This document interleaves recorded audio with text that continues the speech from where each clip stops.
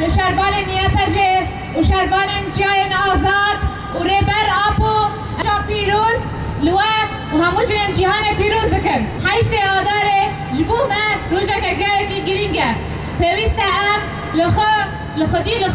ناسامه خود جنبونه پیوسته ام ل 8 آذر خودی در کفن. ام به فلسفه ریبر خواه یا کو ری آزادی جمره بکریه ام 8 آذر پیروز بکن و خودی لوه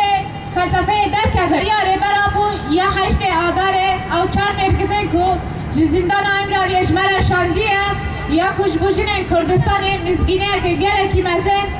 و او نامای کویت 8 آذر جزین کرده وره دیاری کرد وره خانده ام بوه گلکی جوش که مزنه ام بندوه نامینه ام بدنه کوله درتی و چشمه را بیشه بو کم بیروژا پیروز به فلسفه ریبر خواه پیروز بکن ام خودی دا اثبات بکن ام خودی لناسنامه خواه جنبوری در کبت ام جیان